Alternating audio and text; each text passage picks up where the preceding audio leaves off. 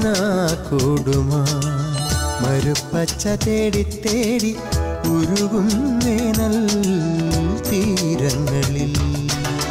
കിനാക്കൂടുമാ മരുപ്പച്ച തേടി തേടി ഉരുകും വേനൽ തീരങ്ങളിൽ.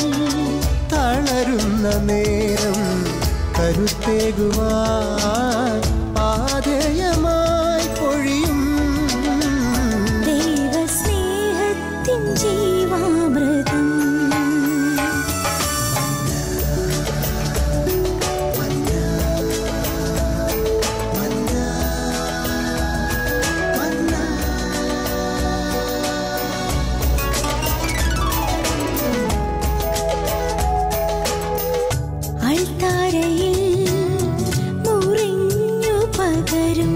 ആത്മയുഗത്തിൻ കൃപയായൊഴുകും അൾത്താരയിൽ മുറിഞ്ഞു പകരും. ആത്മയുഗത്തിൻ കൃപയായൊഴുകും വിശ്വസ്നേഹത്തിൻ്റെ ദൈവാമൃതം.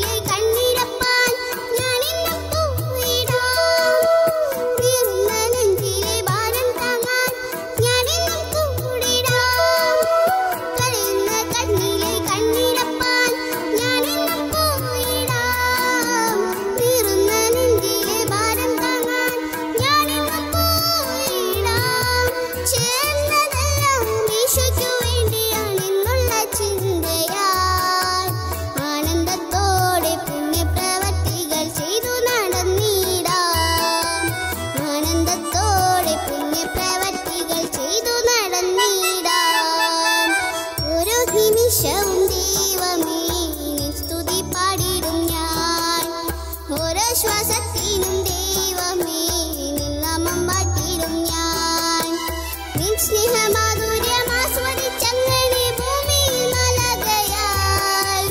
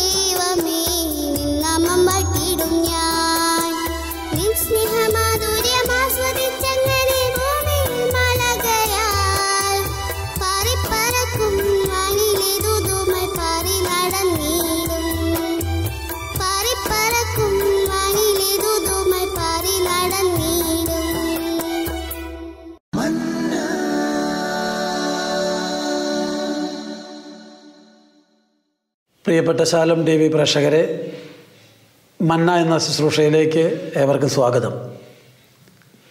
ഇന്നിവിടെ നമ്മൾ ചിന്തിക്കാൻ പോകുന്നത് ഈ കാലഘട്ടത്തിൽ മനുഷ്യന് സംഭവിച്ചുകൊണ്ടിരിക്കുന്ന ഏറ്റവും വലിയ അപജയമാണ് എങ്ങനെയെങ്കിലും കുറേ സമ്പത്തുണ്ടാക്കണമെന്ന ചിന്ത.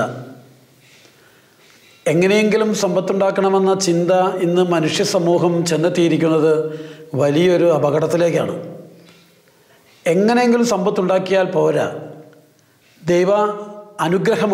ദൈവാനുഗ്രഹം ഒഴുകുന്ന സമ്പത്താണ് നമ്മൾ കരസ്ഥമാക്കേണ്ടത്.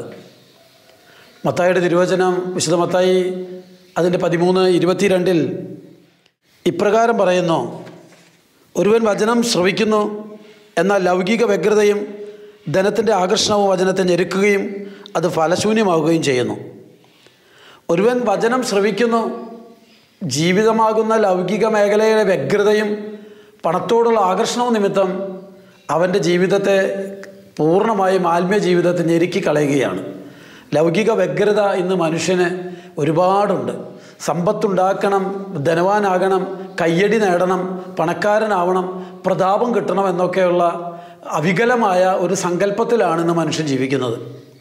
ഈ വിശുദ്ധ ഗ്രന്ഥം ഉൽപ്പത്തി മുതൽ വെളിപാട് വരെ പരിശോധിച്ചാൽ കാണാം, സമ്പത്തിനു വേണ്ടി ഓടി നടന്ന ജനങ്ങളെല്ലാവരും, ഏതൊക്കെ വ്യക്തികൾ ആരൊക്കെ ഏതൊക്കെ മേഖലകളിലൂടെ സമ്പത്തിനു വേണ്ടി ഓടിയോ അത് അമിതമായി മറ്റുള്ളവരെ തട്ടിച്ചും അല്ലെങ്കിൽ അനാവശ്യ മാർഗങ്ങളിലൂടെ സമ്പത്തുണ്ടാക്കിയും നേടിയ സമ്പത്തെല്ലാം നഷ്ടപ്പെടുകയും അവരുടെ ജീവിതം തന്നെ അവസാനിച്ചു പോകുകയും ഭൂമുഖത്തു നിന്ന് തുടച്ചു നീക്കപ്പെടുകയും ചെയ്ത ഒരുപാട് സംഭവങ്ങൾ ബൈബിളിൽ ഉൽപ്പത്തി മുതൽ വെളിപാട് വരെ പരിശോധിച്ചാൽ നമുക്ക് കാണാം.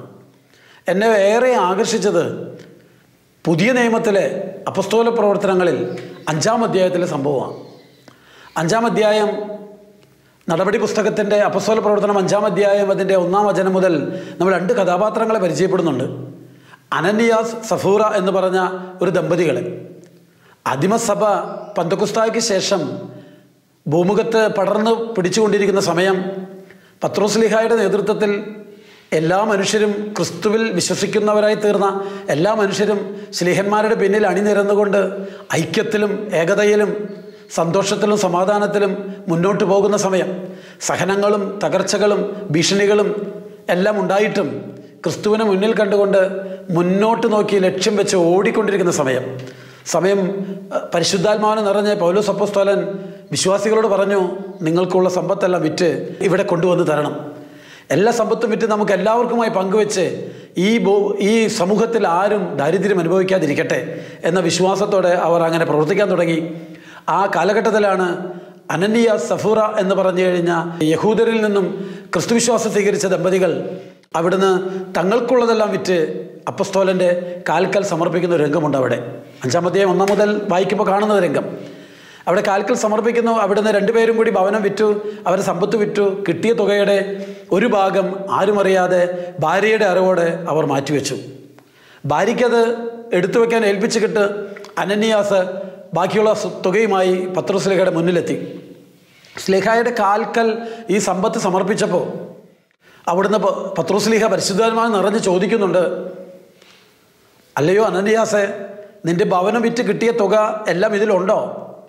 ഉണ്ട് ഗുരു എന്നൊക്കെ അവൻ പറഞ്ഞ് സംബോധന ചെയ്യുന്നുണ്ട്. പക്ഷേ ഉടനെ പരിശുദ്ധാത്മാവിനെ കബളിപ്പിക്കുന്നത് എന്തിനാണെന്ന് ചോദിച്ചുകൊണ്ട്, നീ എന്തിന് നിന്റെ ഭവനം വിറ്റ് കിട്ടിയ ഭവനം നിൻ്റെ ആയിരുന്നില്ലേ? സമ്പത്ത് നിൻ്റെയല്ലേ? വിറ്റ് കിട്ടിയത് നിൻ്റെ സ്വന്തമായിരുന്നില്ലേ? നീ എന്തിന് കർത്താവിന് കൊടുക്കാൻ വിചാരിച്ച സംഖ്യയിൽ നിന്നും നീ ഒരു ഭാഗം മാറ്റിവെച്ചു എന്ന് പറഞ്ഞതും അവൻ അവിടെ കുഴഞ്ഞു വീണ് മരിക്കുകയാണ് ഉണ്ടായത്. അവനെ ആളുകൾ കൊണ്ടുവന്ന് മറവ് ചെയ്യാൻ, സംസ്കരിക്കാൻ വേണ്ടി കൊണ്ടുപോയി. ഇതൊന്നും അറിയാതെ ഏറെ നേരം കഴിഞ്ഞപ്പോൾ സഫൂറ അവിടെ കടന്നു വരിക. ഭർത്താവിന് സംഭവിച്ചതൊന്നും അവൾക്കറിയില്ല. അവളവിടെ കടന്നു വന്നപ്പോഴും ഇതേ ചോദ്യം ആവർത്തിച്ചു. നിങ്ങൾ ഇരുവരും പരിശുദ്ധാത്മാവിനെ കബളിപ്പിക്കാൻ ഒത്തുചേർന്നത് എന്തിന് എന്ന് ചോദിച്ചു. പണം വിറ്റ് കിട്ടിയ തുക മുഴുവൻ ഇതിലുണ്ടോ? ഉണ്ടെന്ന് അവളും സമ്മതിച്ചു. അപ്പോൾ പത്രോസ് ശ്ലീഹ കാതോർക്കുകയാണ്. നിന്റെ ഭർത്താവിനെ സംസ്കരിച്ചിരുന്നവരുടെ ശബ്ദം ദാ പുറത്ത് കേൾക്കുന്നു. പരിശുദ്ധാത്മാവിനെ നിങ്ങൾ രണ്ടുപേരും ചേർന്ന് കബളിപ്പിച്ചത് എന്തിന് എന്ന് ചോദിച്ചുകൊണ്ട് പറഞ്ഞു തീർന്നില്ല. അവിടുന്ന് സഫൂറയും അവിടെ കുഴഞ്ഞു വീണ് മരിക്കുകയാണ്. രണ്ടുപേരെയും സംസ്കരിക്കുകയാണ്. പണത്തോട് അമിതമായ ദൈവവചനത്തിൻ്റെ പേരിൽ അല്ലെങ്കിൽ വിശ്വാസത്തിൻ്റെ പേരിൽ ജീവിക്കുകയും വിശ്വാസരാഹിത്യത്തിൽ പണത്തിനു വേണ്ടി ഓടി നടന്ന് എങ്ങനെയെങ്കിലും പണമുണ്ടാക്കണമെന്ന് ചിന്തിക്കുകയും ചെയ്യുന്നവർ നരകയാതനയിലേക്കും പടുകുഴിയിലേക്കുമാണ് വീഴുന്നതെന്നുള്ള സത്യം ഈ പുതിയ നിയമത്തിലെ അപ്പസ്തോല പ്രവർത്തനങ്ങളിലാണ് നമ്മൾ കാണുന്നത്. പഴയ നിയമത്തിൽ ധാരാളമുണ്ട്. ഇവിടുന്ന് പണത്തിനു മേലെ പരുന്തും പറക്കില്ല എന്നൊരു വിശ്വാസം നമ്മൾ കേട്ടിട്ടുണ്ട്. പക്ഷേ പണം കൊണ്ട് സാധിക്കാത്ത ഒരുപാട് കാര്യങ്ങളുണ്ട്. ജീവിതത്തിൽ സമ്പത്തുണ്ടെന്ന് കരുതി സമ്പത്താണ് എല്ലാ നേട്ടങ്ങളുടെ എല്ലാ ജീവിത വിജയത്തിൻ്റെയും അടിസ്ഥാന കാരണമെന്ന് ചിന്തിക്കുമ്പോഴാണ് തെറ്റുപറ്റുന്നത്. പണമുണ്ടാക്കുന്നവരുണ്ട്, പണമുണ്ടാക്കി മാന്യമായി ജീവിക്കുന്നവരുണ്ട്. എനിക്ക് സമ്പത്ത് തന്നത് സമ്പത്തില്ലാത്തവരുമായി പങ്കുവെക്കാനാണെന്നുള്ള ബോധ്യമില്ലാത്ത ജനങ്ങളാണ് അപകടത്തിൽ വീഴുന്നത്. പലരും സമ്പത്ത് ലഭിക്കുന്നതിനനുസരിച്ച് എത്ര കണ്ട് സമ്പത്ത് ഏറുന്നുവോ അതിനനുസരിച്ച് സമ്പത്ത് ദാനം ചെയ്ത് വ്യയം ചെയ്ത് മനോഹരമായി ജീവിച്ച് തലമുറകൾക്ക് കൃപ കൊടുക്കുന്ന, അനുഗ്രഹം വാങ്ങിച്ചു കൊടുക്കുന്ന തലമുറകളും കുടുംബങ്ങളും കണ്ടിട്ടുണ്ട്. എൻ്റെ ഈ ശുശ്രൂഷ ജീവിതത്തിൽ ഒരുപാട് വ്യക്തികളെ ഞാൻ കണ്ടുമുട്ടിയിട്ടുണ്ട്. ഈ ശുശ്രൂഷ കാലഘട്ടത്തിൽ ഏതാനും വർഷങ്ങൾക്ക് മുമ്പ് ഒരു ദമ്പതികൾ അവരുമായി അവരുടെ ജീവിത വിഷമങ്ങളൊക്കെ പങ്കുവെക്കേണ്ട ഒരു അവസ്ഥ, ഒരു സാഹചര്യം കിട്ടി. അങ്ങനെ അവരുമായി അവരുടെ കാര്യങ്ങളൊക്കെ പങ്കുവെച്ചുകൊണ്ടിരിക്കുമ്പോൾ പെട്ടെന്ന് എനിക്ക് ഇവരാരും ഒന്നും ഒരു പ്രത്യേകമായി ഷെയർ ചെയ്യുന്നില്ല, തുറന്ന് സംസാരിക്കുന്നില്ല. എന്തോ കാര്യമായ ഒരു തടസ്സം, ഒരു വേദന അവരുടെ ഉള്ളിലുണ്ടെന്ന് എനിക്ക് മനസ്സിലായി. അപ്പോൾ ഇവർ എന്താണ് പേരൊക്കെ ചോദിച്ചു, നാട് ചോദിച്ചു, പരിചയപ്പെട്ടു. പക്ഷേ ഉള്ളിലേക്ക് ഇറങ്ങാൻ അവർ സമ്മതിക്കുന്നില്ല. ഈ ഭാര്യയാണെങ്കിൽ ഒരു കുലീനത്വമുള്ളൊരു സ്ത്രീ, ഒരു 45 വയസ്സ് കാണും. ഭർത്താവിനാണെങ്കിലും ഏകദേശം ഒരു 50 വയസ്സുണ്ട്. അപ്പോൾ രണ്ടുപേരും ഒരു കുലീനത്തുള്ള ആളുകളാണ്. പ്രത്യേകിച്ച് ഭാര്യ വളരെ കാണാൻ ഭംഗിയുള്ള, വളരെ ആത്മീയ സൗകുമാര്യം ആ മുഖത്ത് ഉണ്ടെന്നൊക്കെ എനിക്ക് തോന്നി. പക്ഷേ ഒന്നും മിണ്ടുന്നില്ല, തല താഴ്ത്തി ഇരിക്കുക. അപ്പോൾ ഇവരൊന്നും മിണ്ടാതെ വന്നപ്പോൾ ഞാൻ പരിശുദ്ധാത്മാവിനോട് പ്രാർത്ഥിച്ചു, ഇവരൊന്നും മിണ്ടുന്നില്ലല്ലോ, കാര്യങ്ങളൊക്കെ ആഴത്തിലൊന്നും പറയുന്നില്ലല്ലോ. അപ്പോൾ ഇവരെ കൊണ്ടൊന്ന് പറയിപ്പിക്കണമെന്ന് കരുതി ഞാൻ ഇങ്ങനെ മനസ്സിലിങ്ങനെ പ്രാർത്ഥിച്ചുകൊണ്ടിരിക്കുക. അപ്പോൾ പെട്ടെന്ന് എനിക്ക് ഹഗായി പ്രവാചകൻ്റെ പുസ്തകത്തിലെ 1-ാം അധ്യായത്തിൻ്റെ 6ഉം 7ഉം വചനങ്ങൾ ഇങ്ങനെ എനിക്ക് ഓർമ്മ വരാൻ തുടങ്ങി. അപ്പോൾ എന്തോ എനിക്കറിയില്ല. അപ്പോൾ ആ വചനത്തിലൊരു വാക്ക് ഇങ്ങനെയാണ്, ഓട്ടസഞ്ചിയെക്കുറിച്ച് അവിടെ പറയുന്നുണ്ട്. അപ്പോൾ ഞാനിതിങ്ങനെ കണ്ണടച്ചിങ്ങനെ ഈ വചനമൊന്ന്, എനിക്കറിയാവുന്നൊരു വചനമാണ്, അതെനിക്ക് പെട്ടെന്ന് ഓർമ്മ വന്നു. ഞാൻ ആ വചനമൊന്ന് മനസ്സിലിങ്ങനെ ഗൃഹപാഠം ചെയ്തു. എന്നിട്ട് ഞാൻ ചോദിച്ചു, പെട്ടെന്ന് എനിക്കിങ്ങനെ ഒരു പ്രചോദനം കിട്ടി. ഓട്ടസഞ്ചി എന്നൊരു വാക്ക് അവരോട് പറയാൻ തോന്നി. ഞാൻ എന്നിട്ട് ഇവരോട് രണ്ടുപേരോടുമായി പറഞ്ഞു, നിങ്ങൾക്ക് വേണ്ടി ഇങ്ങനെ, നിങ്ങളൊന്നും മിണ്ടുന്നില്ല, നിങ്ങൾക്ക് വേണ്ടി ഇങ്ങനെ പ്രാർത്ഥിച്ചപ്പോൾ ഒരു ഓട്ടസഞ്ചിയെക്കുറിച്ച് കാണുന്നുണ്ടല്ലോ, എന്താണെന്ന് എനിക്ക് മനസ്സിലായില്ല. ഞാനിത് നിങ്ങളോട് ചോദിക്കണോ എന്ന് കരുതി നിൽക്കുകയായിരുന്നു. ഒരു ഓട്ടസഞ്ചിയെക്കുറിച്ച് കാണുന്നുണ്ട്, എന്താണ് ഇതിൻ്റെ അർത്ഥം? നിങ്ങൾക്ക് ഇതിനെക്കുറിച്ച് എന്തെങ്കിലും പറയാനുണ്ടോ? പറഞ്ഞ് തീർന്നതും ഈ കുലീനത്വം സ്മരിക്കുന്ന ഈ പാവപ്പെട്ട ഈ ഭാര്യ തല താഴ്ത്തി കരയാൻ തുടങ്ങി. കരച്ചിൽ കണ്ടപ്പോൾ എനിക്ക് വിഷമമായി. ഈ കരച്ചിൽ സാരമില്ല, എന്തിനെങ്ങനെ കരയുന്നത്, നമുക്ക് എന്ത് വിഷമമുണ്ടെങ്കിലും കർത്താവിൻ്റെ കരങ്ങളിൽ കൊടുക്കാം എന്നൊക്കെ പറഞ്ഞിട്ടും ഈ സ്ത്രീയുടെ എത്ര ഞാൻ പറയുന്നുവോ അത്ര കണ്ട് ശക്തിയിൽ ഈ സ്ത്രീ കരയാൻ തുടങ്ങി. എനിക്ക് ആകെ വിഷമമായി. അപ്പുറത്തും ഇപ്പുറത്തൊക്കെ ഓരോരുത്തരും അങ്ങോട്ടും ഇങ്ങോട്ടൊക്കെ പോകുന്നുണ്ട്. ഒരു ആളുകളുള്ള ഒരു സ്ഥലത്ത് വെച്ചാണ് ഈ സംഭവം. അപ്പോൾ ഞാൻ പറഞ്ഞു, അവിടെ ആൾക്കാരൊക്കെ അവിടെ ഇവിടെയൊക്കെ ഉണ്ട്, മെല്ലെ കരയും. എന്തിനാ അങ്ങനെ കരയുന്നത്? എന്താ വിഷമം? നമുക്ക് സംസാരിക്കാം, നമുക്ക് പ്രാർത്ഥിക്കാം. പക്ഷേ എന്ത് പറഞ്ഞിട്ടും ഈ സ്ത്രീ കരച്ചിൽ നിർത്തുന്നില്ല. അപ്പോൾ വചനം ഇങ്ങനെ പറയുന്നത്, സൈന്യങ്ങളുടെ കർത്താവ് അരുളി ചെയ്യുന്നു. ഹഗായി പ്രവാചകൻ 1:6 പറയുന്നു ഇങ്ങനെയാണ്, സൈന്യങ്ങളുടെ കർത്താവ് അരുളി ചെയ്യുന്നു. 7-ാം വചനം ഇങ്ങനെ പറയുന്നു, നിങ്ങളേറെ വിതച്ചു, കുറച്ച് മാത്രം കൊയ്തു.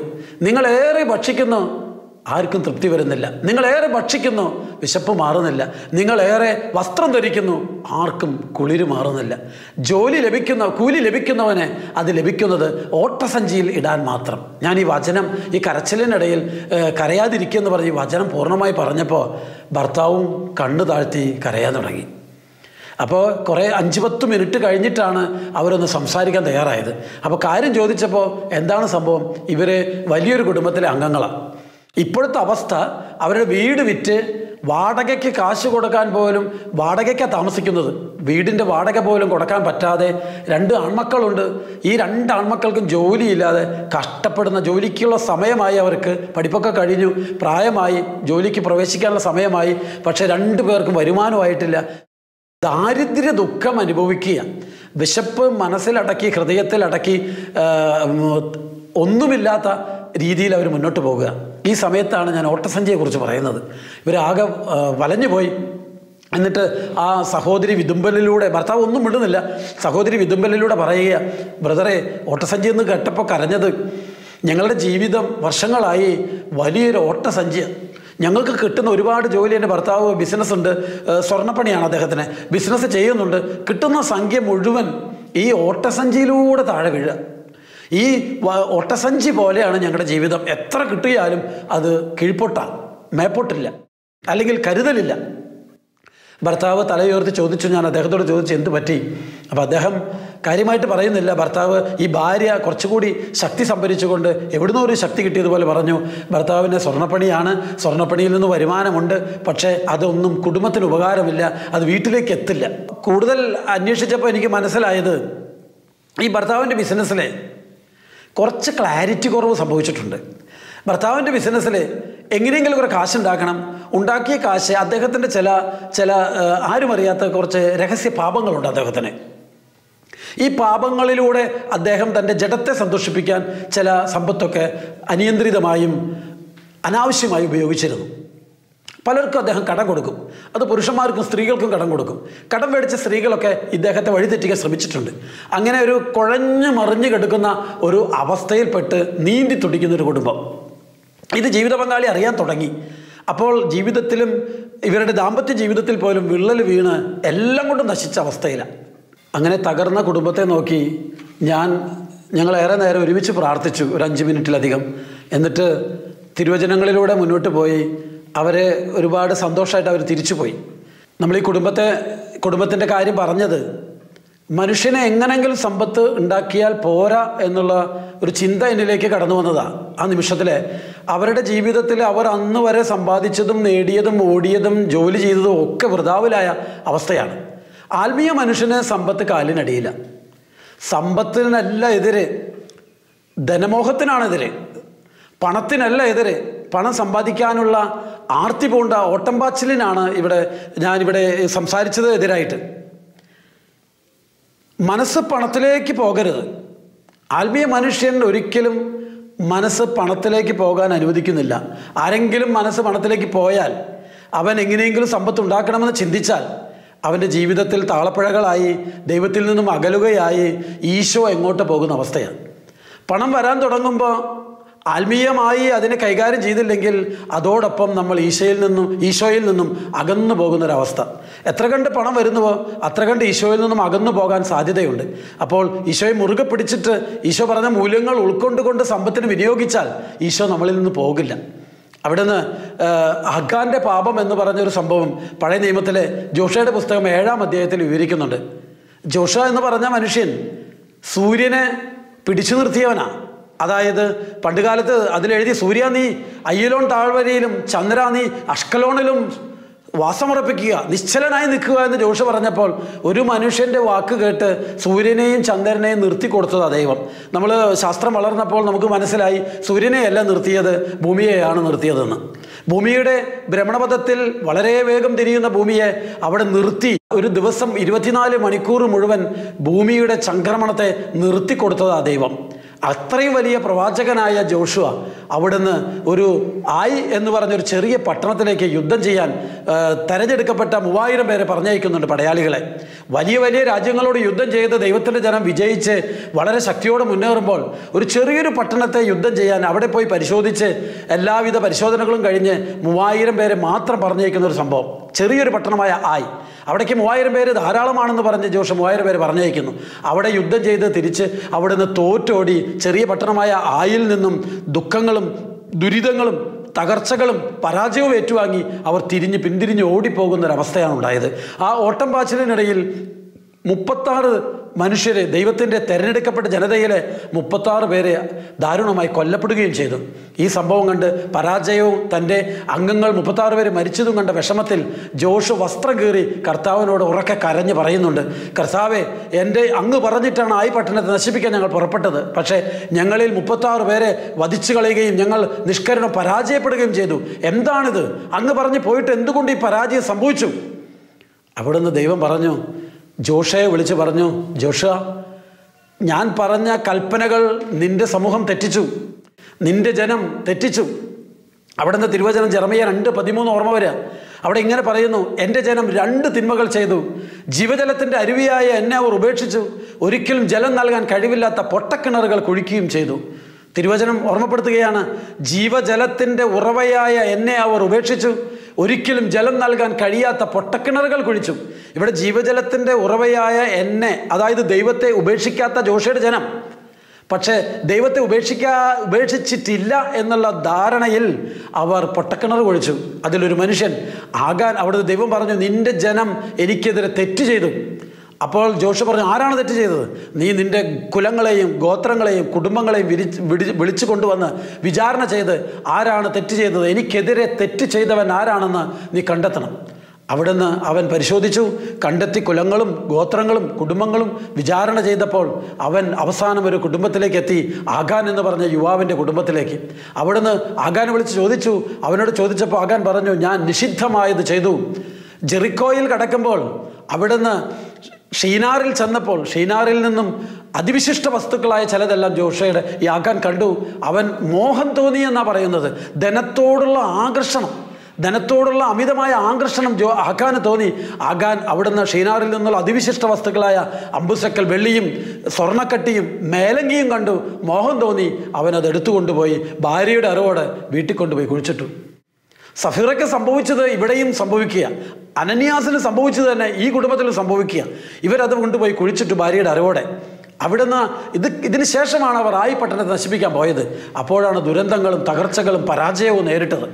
തകർച്ചകൾക്ക് മധ്യേ ജോഷയുടെ കർത്താവ് പറഞ്ഞു, നീ ഞാൻ പറഞ്ഞതുപോലെ ചെയ്യുക. അവൻ വിചാരണ ചെയ്ത് ആഗാനെ മുന്നിൽ നിർത്തി അവിടുന്ന് പറഞ്ഞു, ആഗാനോട് പറഞ്ഞു, നീയും നിൻ്റെ കുടുംബവും ഭാര്യയും മക്കളും പേരക്കുട്ടികളും നിൻ്റെ സമ്പാദ്യവും ആടുമാടുകളും എല്ലാം കൊണ്ട് ഈ എൻ്റെ മുന്നിൽ വരട്ടെ എന്ന് പറഞ്ഞു. ആഗാൻ്റെ കുടുംബവും ഭാര്യയും മക്കളും പേരക്കുട്ടികളും സമ്പത്തും സമ്പാദ്യവും ആടുമാടുകളുമായി ആഗാൻ വന്നു നിന്നു. ജോഷ പറഞ്ഞു, നീ എനിക്കും ദൈവജനത്തിനും കർത്താവിനെതിരായി നീ തെറ്റ് ചെയ്തു. പറഞ്ഞു തീർന്നതും അവിടെ കൂടിയ ജനങ്ങളെല്ലാവരും കൈകളിൽ കല്ലുകളെടുത്ത് ആഗാനെയും കുടുംബത്തിൻ്റെ നേരെ കല്ലെറിഞ്ഞു. നിമിഷങ്ങൾക്കുള്ളിൽ ആഗാനും കുടുംബവും കൽക്കൂമ്പാരത്തിൻ്റെ ഉള്ളിലായി മാറി. അവിടെ തിരുവചനം പറയുകയാണ്, ആഗാൻ വലിയൊരു കൽക്കൂമ്പാരത്തിൻ്റെ ഉള്ളിൽപ്പെട്ട് മരിച്ചു. ആഗാനും ആഗാൻ്റെ കുടുംബവും സമ്പാദ്യവുമെല്ലാം നശിച്ചുപോയി. അവിടുന്ന് ആഗാൻ നിന്നിരുന്ന സ്ഥലം വലിയൊരു കൽക്കൂമ്പാരമായി. വചനം ഇങ്ങനെ പറയുന്നത്, ഇതിനെ അഗോറിൻ്റെ താഴ്വര എന്ന് അറിയപ്പെട്ടു. തിരുവചനം പറയുക 7-ാം അധ്യായത്തിൽ പറയുക, 7:21 മുതലുള്ള വചനങ്ങളിൽ പറയുക, അവസാനം ആ അധ്യായത്തിൻ്റെ അവസാന വാക്ക് പറയുന്നത് ഇങ്ങനെയാണ്, ആഗോറിൻ്റെ താഴ്വര എന്ന് പറഞ്ഞ് അവസാനിക്കുക. തുടർന്ന് ഈ ആയി പട്ടണത്തെ വളരെ സിമ്പിളായി ജോഷയുടെ ജനം തകർത്ത് പരാജയപ്പെടുത്തുന്നുണ്ട്. അമോന്യരെയും മോവാബ്യരെയും എല്ലാ ജനതയ്ക്കെതിരെ നിന്ന എല്ലാ സമൂഹങ്ങളെയും പിന്നീട് ജോഷ തകർക്കുന്നുണ്ട്. ഇവിടെ സംഭവിച്ചത് ആഗാൻ എന്ന് പറഞ്ഞ ഒരു മനുഷ്യൻ്റെ പാപം അവന് സമ്പത്തിനോടൊരു അമിതമായ മോഹം തോന്നി. നിഷിദ്ധമായത് ജെറിക്കോയിൽ നിന്നും ഒന്നും എടുക്കരുതെന്ന് കൽപ്പിച്ചിട്ടുള്ള ദൈവത്തിൻ്റെ വാഗ്ദാനത്തിനെതിരെ അവന് നിഷിദ്ധമായ വസ്തുക്കൾ കണ്ടപ്പോൾ കത്തിച്ച് കളയേണ്ട സാധനങ്ങളെല്ലാം അവൻ സ്വന്തമായി കരുതുകയും അതിൽ മോഹം തോന്നുകയും സ്വർണ്ണക്കട്ടിയും വെള്ളിയും മേലങ്കിയും കണ്ടപ്പോൾ അവൻ അത് എടുത്തു മാറ്റി വീട്ടിൽ കൊണ്ടുപോയി കുഴിച്ചിടുകയും ചെയ്തു. ആത്മീയ മനുഷ്യൻ അവൻ സമ്പാദിക്കേണ്ടത്, ഭൗതികനായാലും ആത്മീയനായാലും പണം സമ്പാദിക്കുന്നതിനൊരു കാഴ്ചപ്പാടുണ്ട്. എങ്ങനെയെങ്കിലും പണം സമ്പാദിച്ചാൽ പോരാ, അത് ആത്മീയതയിൽ ദൈവാനുഗ്രഹം തേടുന്ന സമ്പത്താണ് നമുക്ക് അഭികാമ്യമായി വരുന്നത്. സക്കേവൂസിൻ്റെ പാഠം നമ്മളെ പഠിപ്പിക്കുന്നത്, അവൻ ഒരുപാട് ആഗ്രഹിക്കുകയും സമ്പത്തിനു വേണ്ടി ഓടി നടക്കുകയും ഗുണ്ടായുസവും ചുങ്കം പിരിക്കലും ഒക്കെ നടന്ന മനുഷ്യനായിരുന്നു. പക്ഷേ അവൻ്റെ ജീവിതയാത്ര ഇടയ്ക്കിടയിൽ അവൻ യേശുവിനെ അറിയണമെന്ന് ആഗ്രഹിക്കുകയും യേശുവിൻ്റെ വഴിയെ സഞ്ചരിക്കാൻ ആഗ്രഹിക്കുകയും ചെയ്തു. അവൻ മുമ്പേ ഓടുകയും ഒരു സിക്കമോർ മരം കണ്ടെത്തുകയും അതിൻ്റെ മുകളിൽ കയറിയിരിക്കുകയും ചെയ്തതുവഴി അവൻ യേശുവിൻ്റെ അരുമ സന്തതിയായി മാറുകയാണ്. എത്രയൊക്കെ പ്രതിസന്ധികൾ അവന് മുൻപേ ഉണ്ടായാലും, പണത്തിനു വേണ്ടി ഒരുപാട് ഓടിയാലും, പക്ഷേ ഓട്ടംപാച്ചിലിനിടയിൽ അവൻ യേശുവിനെ കണ്ടു. ഈ സമ്പാദ്യത്തിന് വേണ്ടി ഓട്ടംപാച്ചിലിനിടയിൽ യേശുവിനെ കാണാൻ മനസ്സ് കൊടുക്കുന്നവർ രക്ഷ പ്രാപിക്കും. അല്ലാതെ എല്ലാം നേടി എല്ലാം വൃത്തികേട് ചെയ്ത് യേശുവിനെ കാണാൻ ശ്രമിച്ചാൽ യേശു നമ്മുടെ നഗ്നനേത്രങ്ങൾക്ക് മുന്നിൽ നിന്നും അപ്രത്യക്ഷനാകും. അതാണ് എനിക്ക് പറയാനുള്ളത്. അവിടുന്ന് സമ്പാദ്യത്തിനിടയിൽ തിന്മ പ്രവർത്തിച്ച് ഓടി നടക്കുന്ന ജീവിതയാത്രക്കിടയിൽ എന്തെങ്കിലും യേശുവിനെ കാണാൻ ആഗ്രഹിച്ചാൽ അവർ രക്ഷ പ്രാപിക്കും.